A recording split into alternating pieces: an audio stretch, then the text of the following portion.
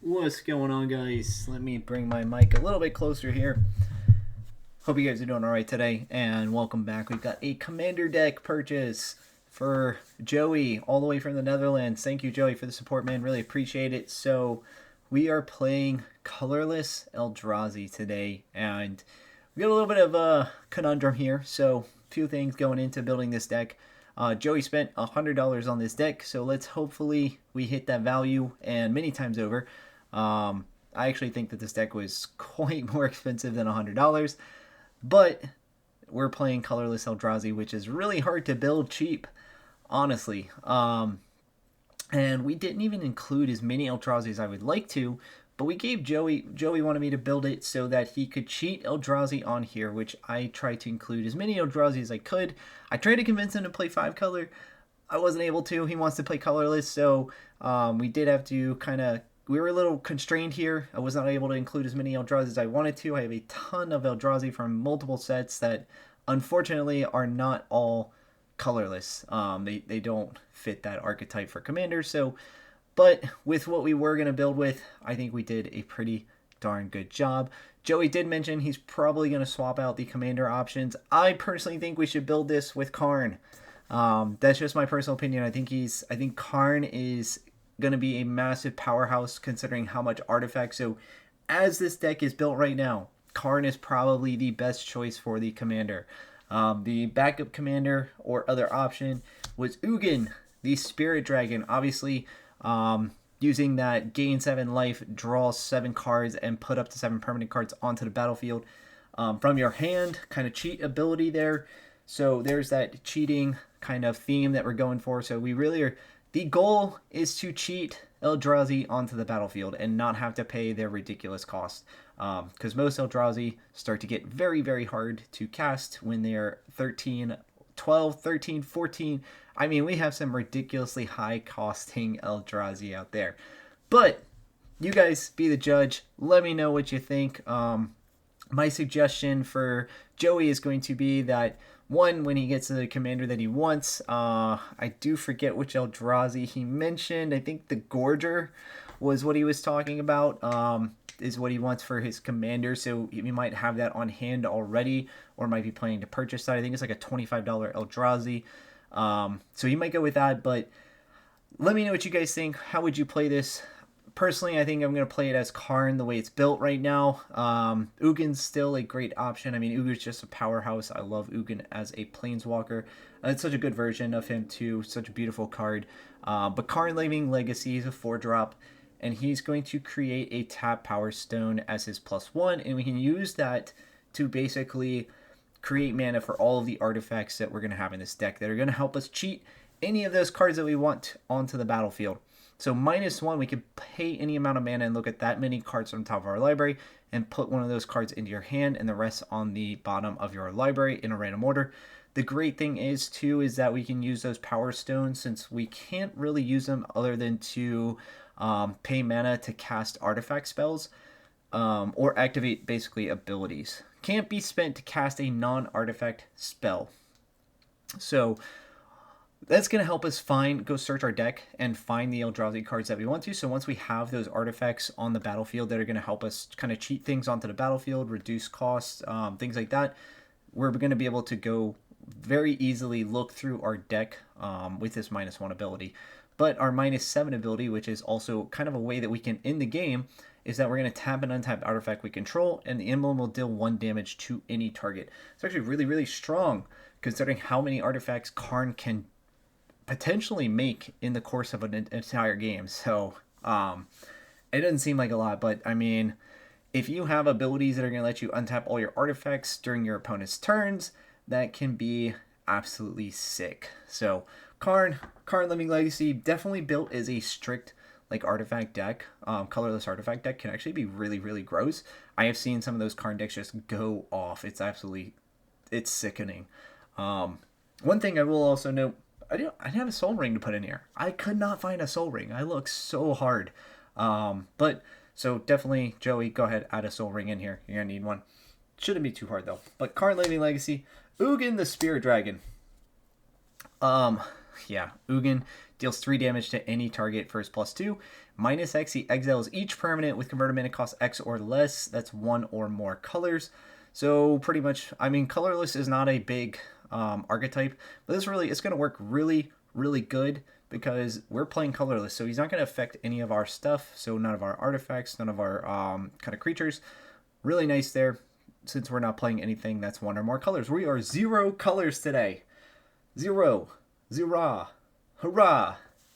And then, of course, his -10, which not that hard to get to. I mean, it's only going to be 2 turns. It's going to go around.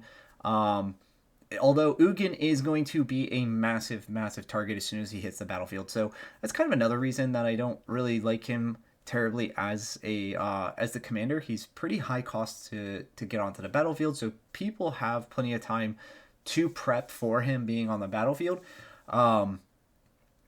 So really, you're only going to have an opportunity to immediately, 9 times out of 10, you're going to try and wipe the board for 6 or less when he hits the battlefield. So you want to get him out around turn 6, and then just board wipe.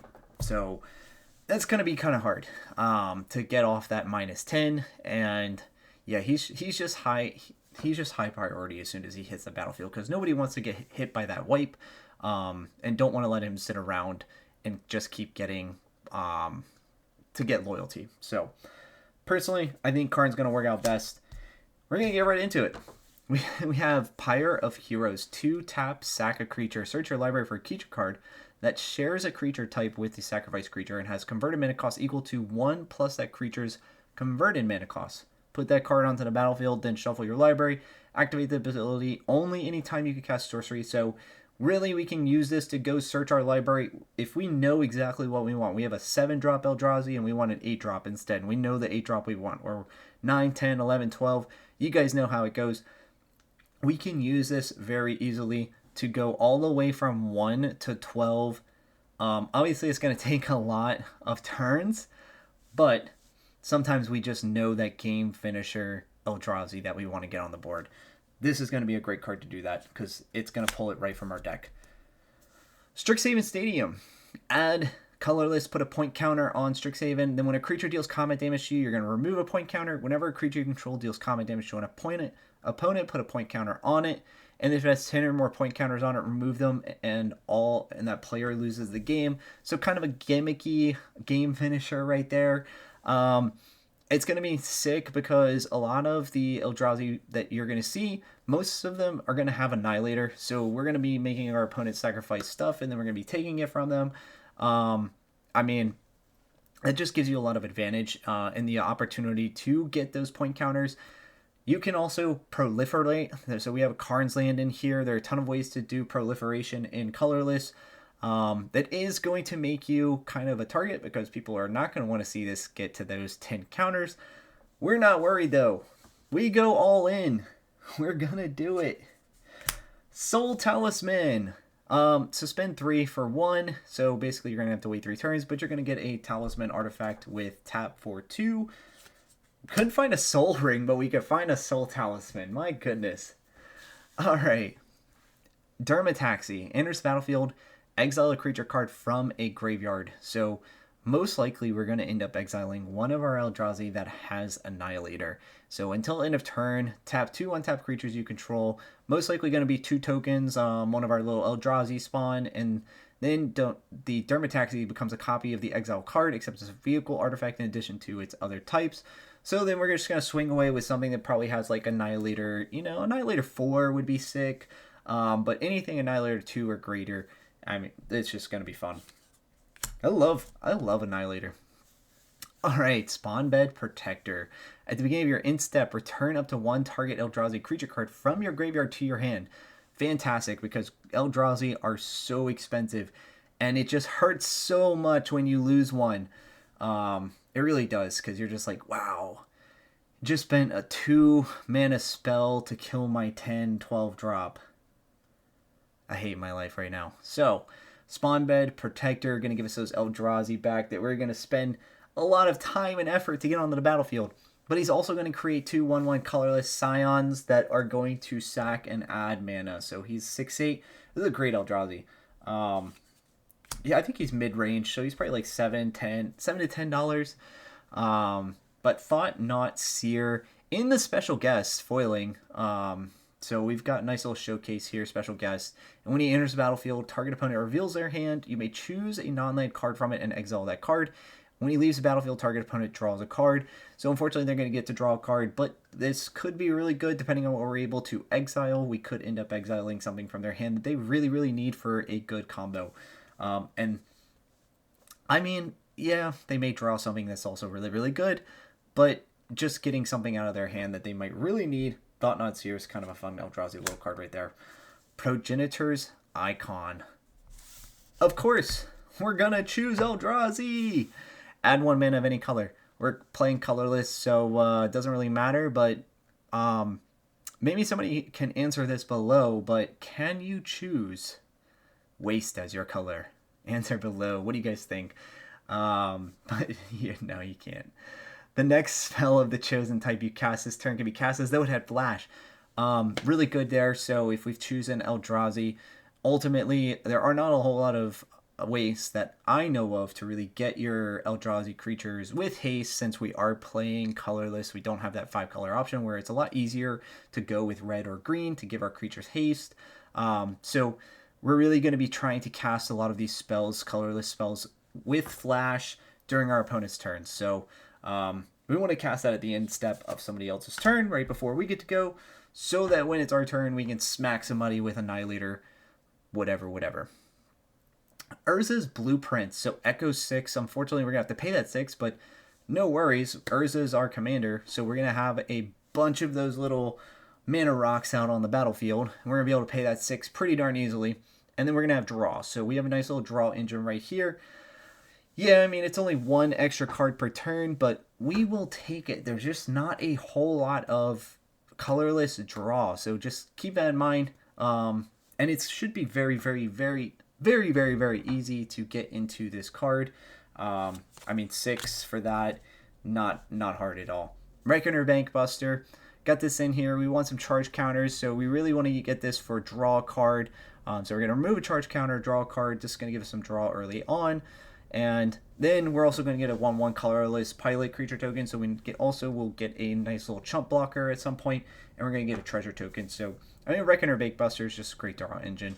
It is going to cost us 2, but like I said, there are not a whole lot of ways that we're going to get that draw power. 3 rings for the Elven Kings, aka Rings of Brighthearth. Whenever you activate an ability, if it isn't a mana ability, you may pay 2. If you do copy that ability, you may choose new targets for the copy. Yeah, there's just so many things that we're going to be able to copy, right? So any activated abilities that are going to happen, we're just going to be able to copy them. There's going to be so many combos. I love Rings of Brighthearth. Is probably one of the first 2 or 3 infinite combo pieces that I was ever introduced to when I started playing Magic.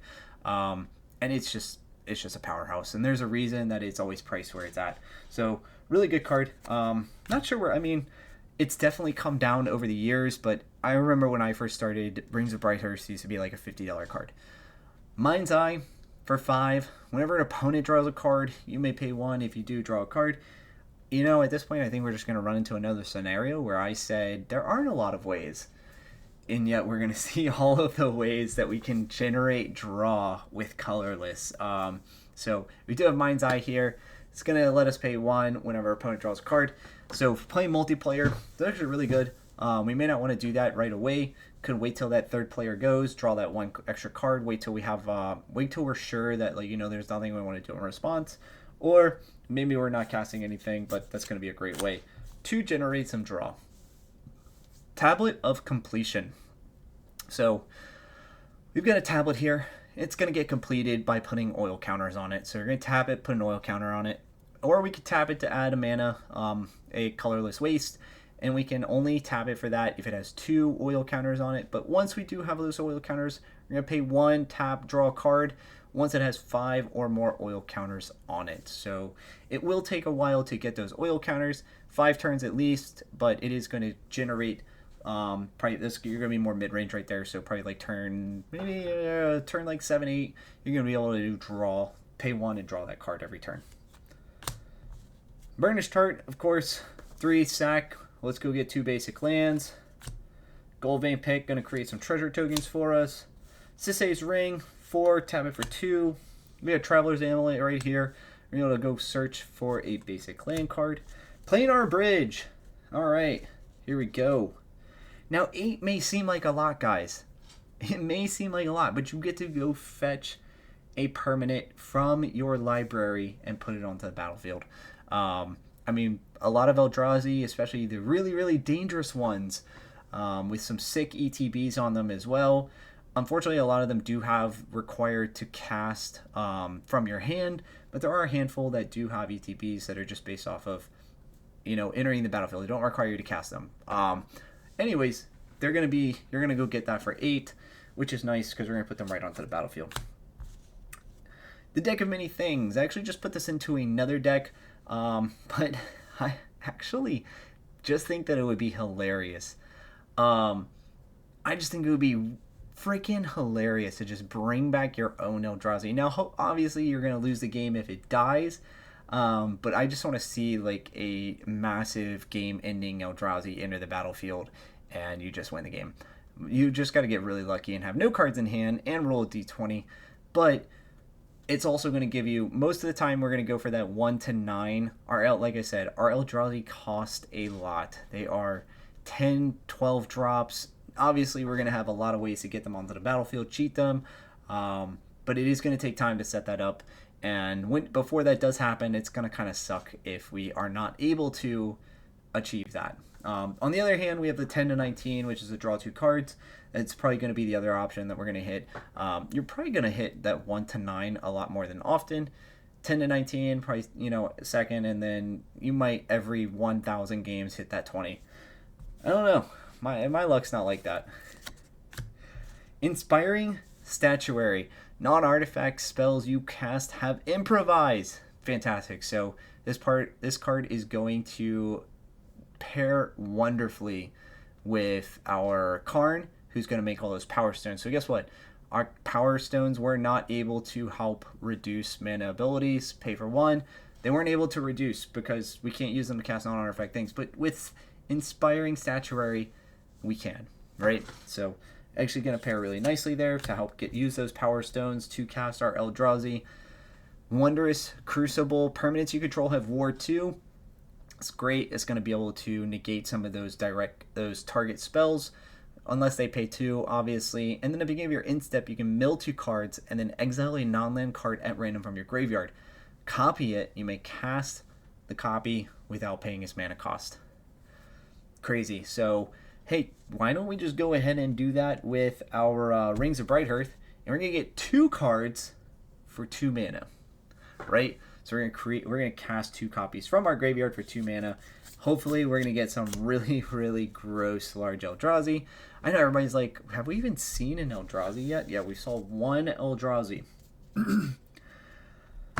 Don't worry, guys. I put more Eldrazi in the deck than Wizards put in their Eldrazi deck, so we'll get there, though.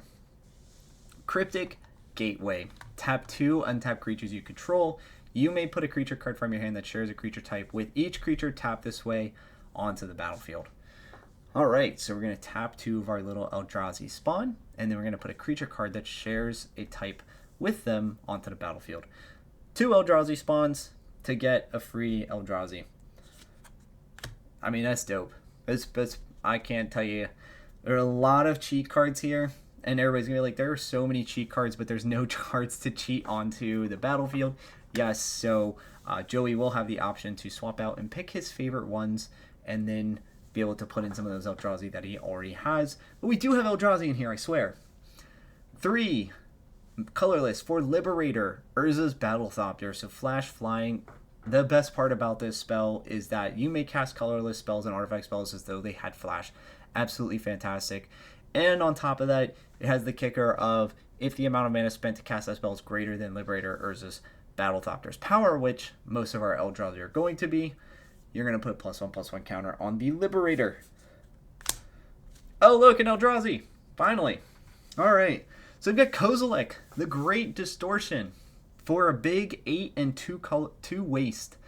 When you cast a spell, if you have fewer than 7 cards in hand, draw cards equal to the difference, It has Menace. You can discard a card with mana value X, counter target spell with mana value X. I don't know how many times you're really going to get to use that discard a card to counter target spell, but it could come in handy. But he is a big 12/12 Eldrazi with Menace, and he's going to give you that draw back up to 7, which is really nice. Mystic Forge. You can look at the top card of your library at any time, and you can cast artifact and color spells from the top of your library. You can pay 1 to exile the top card of your library, so if you don't like it, go ahead and exile it away, maybe move on to the next thing. Nice for late game. You don't need any more land. You're like, dude, I have like 10 million artifacts. I have improvise. I'm okay. I'm just pay 1, exile.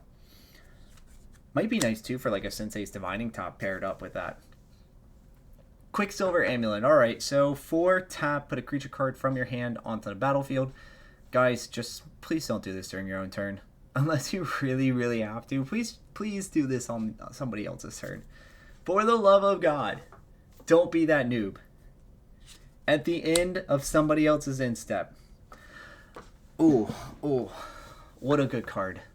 Realmbreaker, the Invasion Tree. So 2 tap, target opponent, mills 3 cards, and you can put a land card from their graveyard onto the battlefield tapped under your control. It gains. If this land would leave the battlefield, exile it instead of putting it anywhere else. Now, we're not going to use the 10 sacrifice because there are no Praetors in this deck. But what it is going to do is it's going to allow us to steal people's land and mill people. So we're going to be able, so pick a green player or pick somebody else who's playing something ridiculously high mana curve, like just a deck that you know is super high curved, probably 4 or 5 colors where you know they're definitely probably going to be playing 40 lands or really, really close to that. We want to target those people so we can steal their lands and just ramp up. So really nice card there. I want as many lands as I can get. It's going to help us out. Eye of Zhulodok. So we have add 1 mana of any color. You can craft it with 2 cards that share a card type. So we can do 2 Eldrazi for up to 6. Or we can do an Eldrazi token and then something that has 6 mana. It's going to give us Apex Observatory. When it enters the battlefield, it enters tapped, and as it enters, choose a card type shared among the 2 exile cards used to craft it. The next spell you cast this turn of the chosen type can be cast without paying its mana cost. So we now get to free cast our Eldrazi. That's, I mean, who doesn't want to free cast their Eldrazi? Just saying. Just saying. Free cast Eldrazi. Guys, Banner of Kinship. Which creature type? Yes, Eldrazi. You're right. Yes, you in the back. Good job. So this artifact enters with a fellowship counter on it for each creature you control of the chosen type, and then creature you control of the chosen type get +1/+1 for each fellowship counter on this artifact. So hopefully you've been making a ton of little Eldrazi spawn, and then you get to play this, and then all your Eldrazi are going to enter the battlefield and get +1/+1. Well, let's say like +8/+8. So not only are all your Eldrazi already mostly +8/+8s already, you're going to have a bunch of Eldrazi that are just massive, like +15/+15, and then they're all going to have Annihilator. It's just sick. Sick. Adaptive Automaton. Choose a creature type, and it is now an Eldrazi as well. And then other creatures you control of the chosen type are going to get +1/+1. Not really that big of a deal to have this around, considering your Eldrazi are already really, really big. And +1/+1, not going to do that much extra for you. But it will be nice for your little weenie guys. A lot of Eldrazi decks are going to make those little Eldrazi Scions. So you're going to have that option to just keep your Eldrazi Scions to be able to stack them up to where at least maybe you have 2 or 3 of them. They could probably kill off something that might actually be a threat to you. It will deter some people from attacking you. Alright, Conduit of Ruin. When you cast it, search your library for a colorless creature card with converted mana cost 7 or greater. Reveal it, shuffle your library, put it on top. First creature spell you cast each turn costs 2 less to cast. I mean, sounds great. Our 12 casting Eldrazi now costs 10. Solemn Simulacrum. Alright, so enters the battlefield, search your library for a land card. You guys all know what this does. We're playing Commander. It's colorless. It's an artifact creature. It's going to help us get things. Yeah. Eternal Scourge. 3-drop Eldrazi Horror. You can cast it from exile. When it becomes a target of a spell or ability an opponent controls, exile Eternal Scourge. I mean, that's pretty dope. You can cast it from Exile. It is a 3-drop, so it's probably one of, like, really super low on our curve, especially considering you're playing Eldrazi. Most of the things you're playing Eldrazi-wise are really, really big. So it'd be really nice because we can put some of our equipment, if we have equipment that we're playing with in our deck, we can put it on here and make them really, like, have to try and target this. It is a 3/3, but we could end up getting it pretty big. It doesn't have Annihilator on it, so, you know, it is what it is. But it's going to give us so much advantage. It's going to give us so much card advantage because if people do kill it, if they do target it, it's going to go to exile. And I guarantee if you put the right things on this, they're going to want to target it and they're going to need to get it off the board. Especially since it's going to help soak up a lot of different things for you. Eldrazi Mimic. Whenever another colorless creature enters battlefield under your control, you may change Eldrazi's Mimic's base power and toughness to that creature's power or toughness until end of turn. Sounds nice. So let's get a 14/14 Eldrazi, put it on the field, and just make this thing a 14/14. Anytime an Eldrazi comes into the battlefield, basically. Alright, we've got good old Blight Herder. Cast Blight Herder. You may put 2 cards your opponent's own from exile into the owner's graveyards. And then if you do, you get to put 3 1/1 colorless Eldrazi creature tokens onto the battlefield. They have sacrifice, so we're going to make some of those little tokens. A lot of Eldrazi are going to exile things, so really we're just re-putting back those cards back into their graveyard. Most likely you're going to do that to players who aren't playing Graveyard Recursion. Not going to be a huge deal. Eldrazi Processor is just going to give us a little bit extra mana. It's going to give us some little chumps. Desolation Twin. 10/10 Eldrazi. It costs 10. And you're going to get 2 Eldrazi. 2 for the price of 1. And they're both 10/10s. So that's fun. The Capitolini Triad. Now this is probably a card that I'm going to see get axed out of this deck. But it's hysterical because... Alright, so this spell costs 1 less to cast for each historic card in your graveyard, right? A lot of your Eldrazi's are legendary, so it's going to synergize pretty well with that. God Artificer, so you're probably going to end up casting this card for 0. You're going to exile any number of historic cards from your graveyard with total mana value 30 or greater, which is not hard. And you're going to get an emblem with creatures you control have base power and toughness 9/9. So all your little Eldrazi Scions are now going to become 9/9 Eldrazi Scions. That's just sick, alright? Just sick. Anything else I can think of that's going to kind of pair very nicely with that? What is that? Eldrazi Monument. It'd be really nice to go with that. Just, you know, turn all of our... Oh, what's that going to put them all at? I think Eldrazi Monument. Is that 9/9 as well? Oh, now I need to look it up. I'll look it up later. Anyways, Eldrazi Monument also does way more than that. So, whenever a player casts their first multicolor spell each turn, each other player is going to draw cards in the Chronicler, so it's going to help us get some more draw power here. And we get that onto the battlefield pretty early in the game. Eldrazi Confluence. So you can choose 3. You may choose the same mode more than once. We're probably going to use this to create a 1/1 colorless Scion creature, so we're going to do that 3 times. But we can also exile target non-land permanent and return to the battlefield tapped under owner's control. We can use that to help save some of our own Eldrazi from board wipes, since they do cost us quite a lot. Really, really sucks to give up a 10-drop that you took so much effort to get out onto the battlefield, and it just dies to, like, I don't know, a 2-drop destroy target creature, like anything. Pick your favorite. But anyways, exile target creature with power or toughness 1 or less. We've got Warping Whale. Counter target sorcery spell. Very interesting there. It is a colorless counter spell for sorcery. Or we can put a 1/1 colorless Eldrazi Scion onto the battlefield. So a lot of Eldrazi colorless spells going to make those little Scions for us. Echoes of Eternity. This card's dope. Okay. Kindred Enchantment, Eldrazi. If a triggered ability of a colorless spell you control or another colorless permanent you control trigger, that ability triggers in additional time. Whenever you cast a colorless spell, copy it. You may choose new targets for the copy. Wow. Wow. So there are so many gross things that you're going to be doing with this. Basically, yeah. I mean, you're going to double your triggers on Annihilator. You're going to double your triggers on anytime you cast Eldrazi spells, or in some sick Eldrazi that have, when you cast this spell, they do ridiculously dumb things. Like take control of your opponent for their turn. Oh my gosh. Welcome back, Immercruel. Twins of Discord. Whenever you attack, choose odd or even. Creatures with mana value of that quality can't block this turn. Each other colorless creature you control has Bloodthirst 2. That's nasty. Nasty. Kozilek's Command. Choose 2. Target player creates X01 colorless Eldrazi spawn creature tokens. Target player scries X, then draws a card. Exile target creature with mana value X or less. Exile up to X target creature. X target cards from graveyards. I mean, it's Kozilek's Command. I just don't think we'd be playing an Eldrazi deck without having it in here.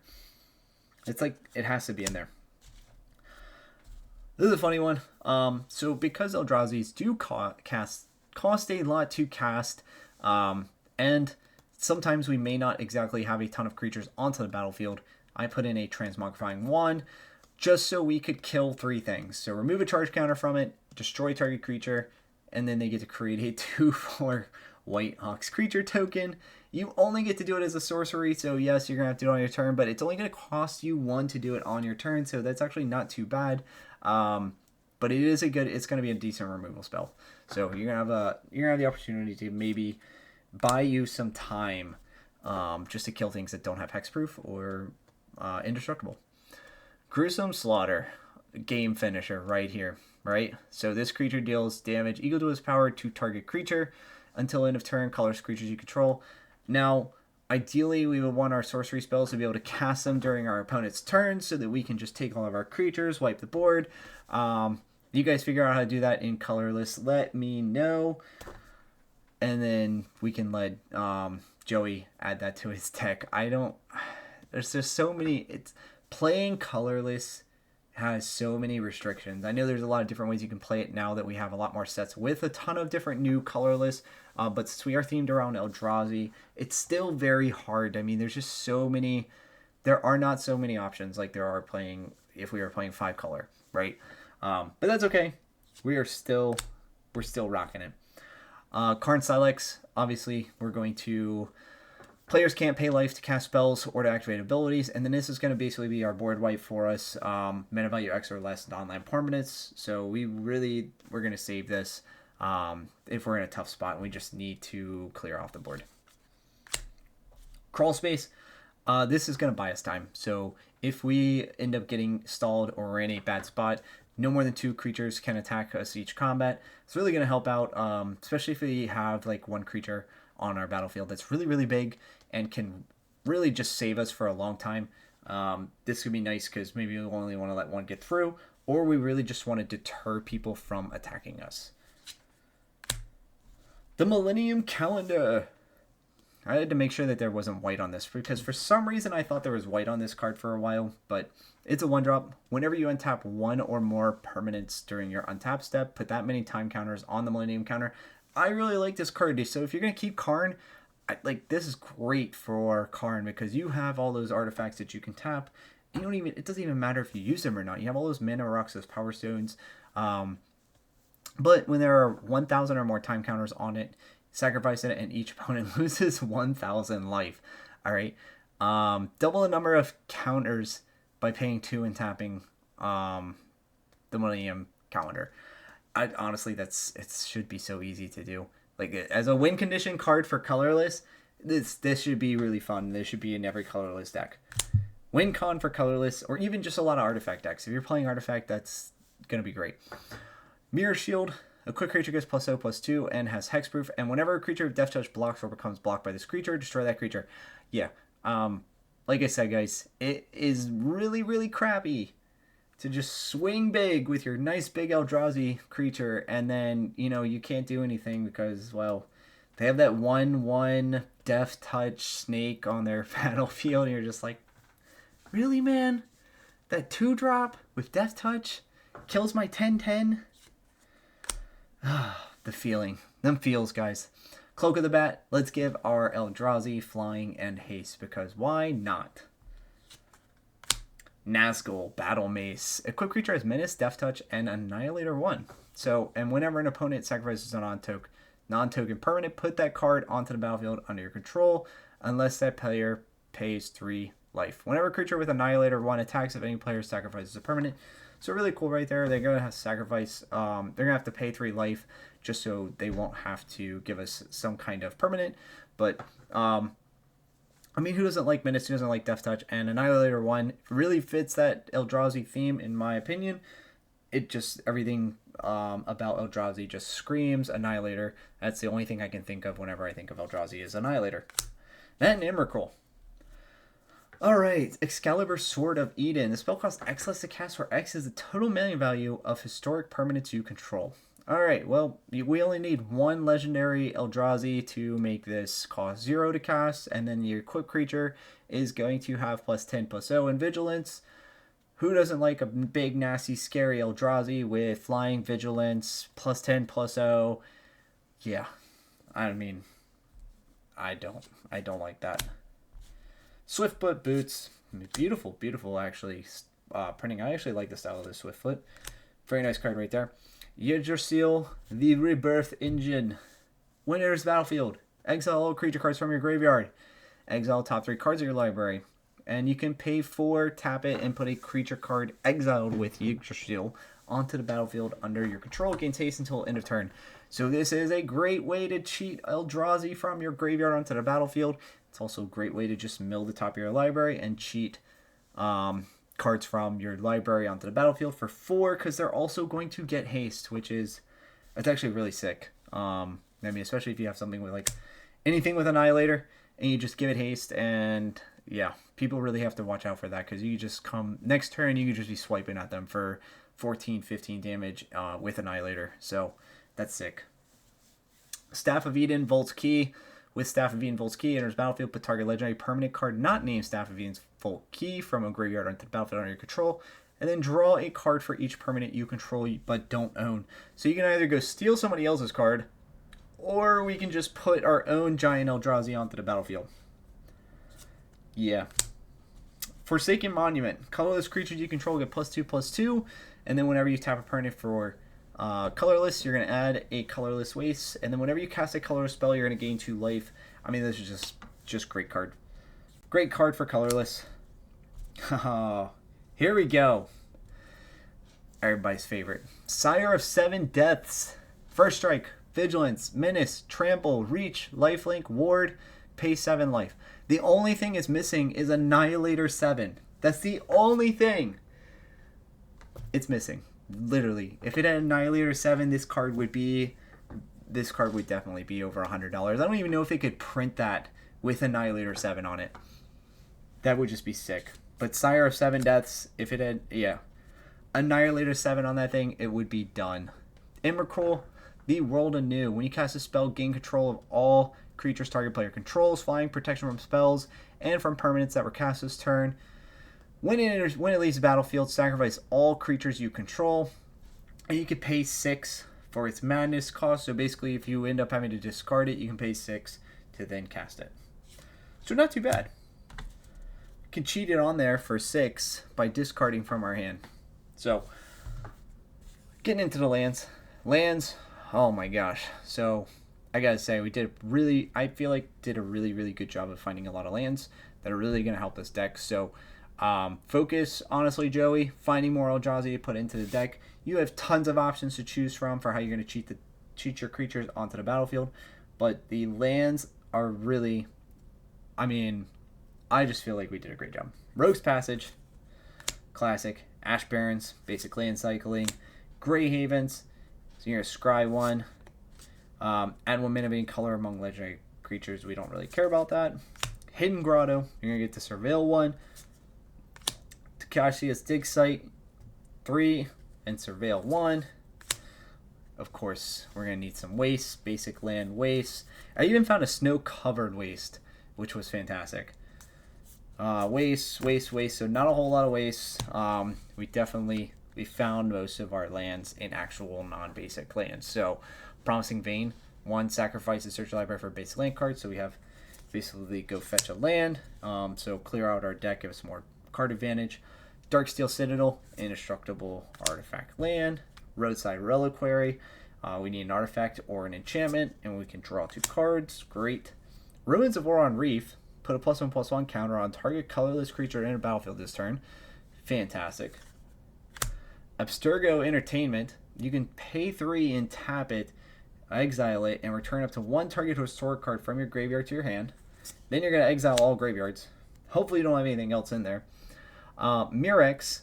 Obviously, we're going to just use this to create a bunch of colorless Phyrexian Mites. Now, you could also put in, what is that, Phyrexian Altar, or any sacrifice creatures where it's going to get mana, so you can just create colorless Mites or anything that's going to give you some token generation. You can use that to sacrifice them to make 2 mana instead. Dungeon Descent, tap and untap legendary creature you control, venture into the dungeon. There are a lot of things you can do in the dungeon, guys. A lot of things you can do. Thespian Stage. Becomes a copy of target land, except it has this ability. Yeah. Thespian Stage is deadly. Alright. You just gotta go look it up. There are a ton of different combos that Thespian Stage are gonna open up for you guys. So go look up Thespian Stage, infinite combos. You're just gonna be like, oh my god. What have I been doing with my life this whole time?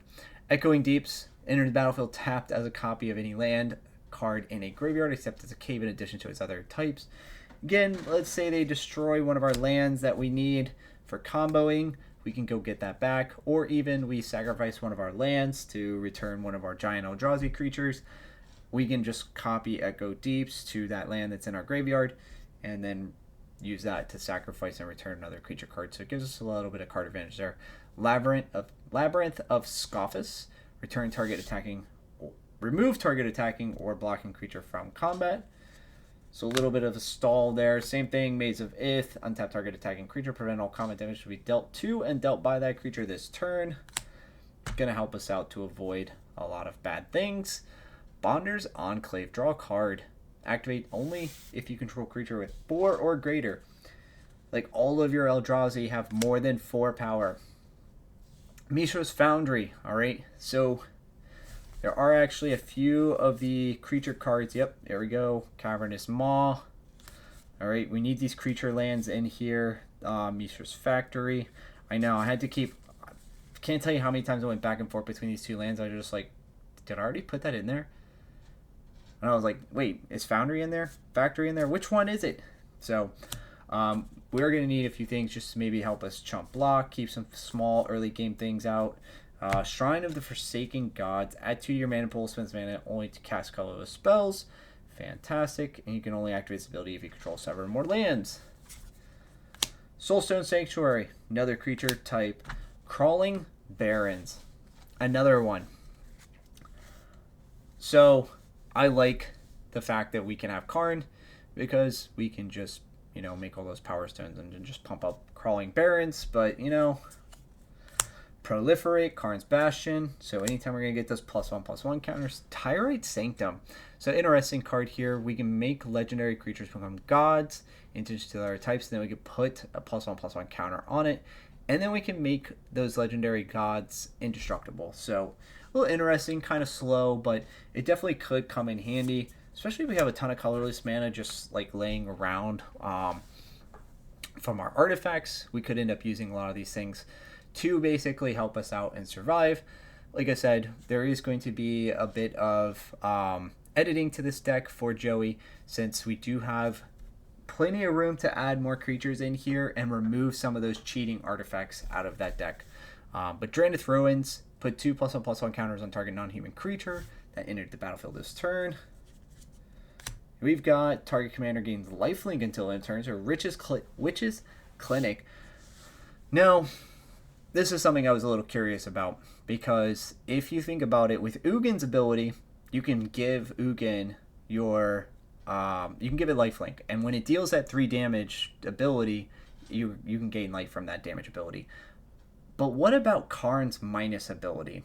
So if we give Karn lifelink until end of turn, and then we do all of his pings with his emblem, does the emblem separate from the commander at that point, because it's no longer his ability activating? Like, it would be it would be us using a loyalty ability for Ugin to deal that 3 damage. But is it still... So that was something I was curious about. Witch's Clinic. I also feel like that there's 2 Witch's Clinics in here. Now I gotta check. Are there 2 Witch's Clinics? some reason I feel like there's 2. Nope. Nope. I'm crazy. Telling you guys, I spent a lot of time on this one. It was very hard trying to search for all of these.